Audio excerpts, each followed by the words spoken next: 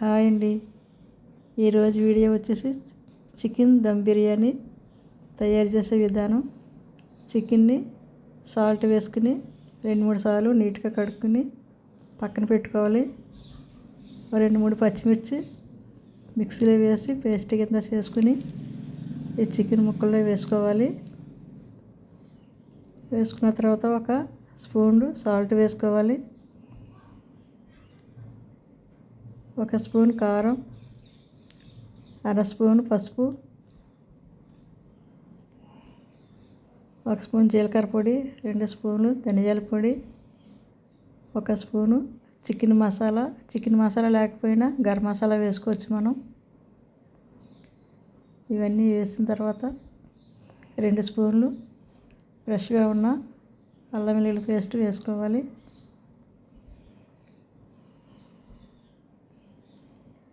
1 spoon నెయ్యి వేసుకోవాలి. నెయ్యి వేసుకుంటే టేస్టీగా బాగుంటుంది. అన్నీ కలపాలి. కలిపిన తర్వాత 2-3 బిర్యానీ ఆకులు, కొంచెం కస్తూరి మెంతి, 1 నిమ్మకాయ రసం పిండి వేసుకోవాలి.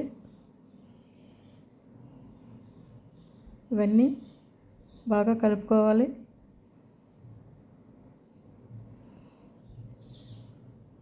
ఒక కప్పు పెరుగు వేసుకోవాలి. ఫ్రెష్ పెరుగు వేసుకోవాలి. కొత్తిమీర, పుదీనా కట్ చేసుకుని వేసుకోవాలి. ఇవన్నీ కలుపుకోవాలి.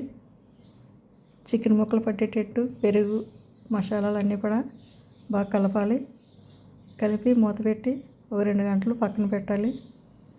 ముందు రైస్ కడుక్కుని పక్కన పెట్టుకోవాలి. 2 ఉల్లిపాయలు కట్ చేసుకుని నూనెలో వేసి బాగా ఫ్రై చేసుకోవాలి.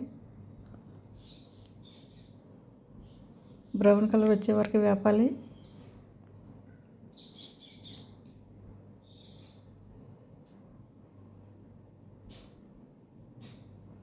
గోల్డ్ కలర్ వచ్చే వరకు వేపాలి. మరి డార్క్గా వేపకూడదు. ఈ కలర్ వస్తే సరిపోతుంది. చికెన్ ముక్కల్లో కొంచెం ఫ్రైడ్ ఆనియన్స్ వేసి కొంచెం ఆయిల్ వేసి మూత పెట్టి పక్కన పెట్టుకోవాలి. కలిపి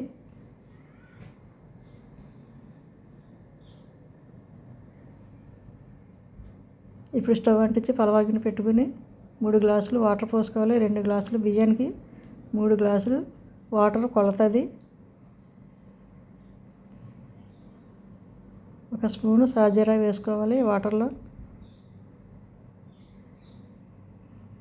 తర్వాత పలవ సాములన్నీ వేసుకోవాలి. సాజీరా వేసాం కదా, పలవ సాములన్నీ, దాల్చిన చెక్క, లవంగాయ, మరాఠీ మొగ్గ, స్టార్ ఫ్లవర్, 1 నిమ్మచెక్క రసం పిండిని వేసుకోవాలి. కొంచెం ఆయిల్ వేసుకోవాలి. 3 పలవ ఆకులు వేసుకోవాలి. 1 స్పూను సాల్ట్ వేసుకోవాలి. ఆయిల్ వేసుకోవడం వల్ల రైస్ పొడి పొడిలాడుతూ ఉంటుంది. ఈ వాటర్లో వేసిన పలవ సాములన్నీ తీసేసుకోవాలి పక్కకి. జాలిగిన పెట్టి తీసేసుకోవాలి. అలాగా కడిగి ఉంచుకున్న వాటరు ఈ మరిగే వాటర్లో వేసుకోవాలి. వేసుకుని ఒకసారి కలిపి మూత పెట్టి పక్కన పెట్టాలి. రైస్ పూర్తిగా ఉడకకూడదు. కొంచెం పలుకుండగానే మనం వాటర్ తీసుకుని రైస్ పక్కన వేరు చేసుకోవాలి. గిన్నెలో వేసుకోవాలి.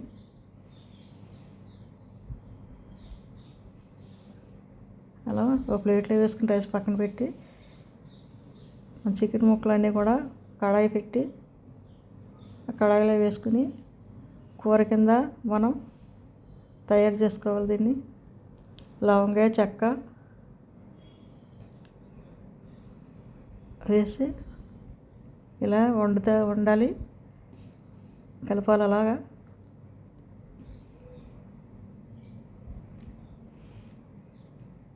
మూత పెట్టి 2 నిమిషాలు పోయిన తర్వాత మళ్ళీ తిప్పాలి.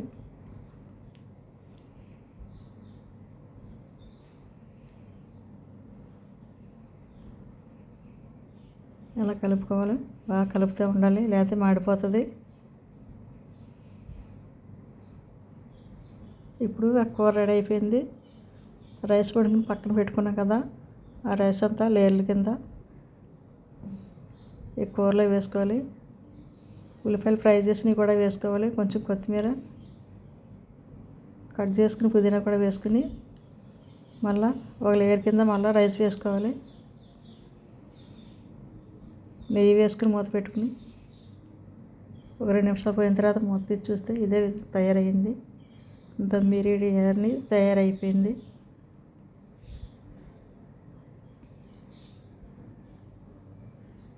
ఎంతో టేస్టీ అయిన దమ్ బిర్యానీ రెడీ. మీకు నచ్చితే సబ్స్క్రైబ్ చేయండి, షేర్ చేయండి, లైక్ చేయండి.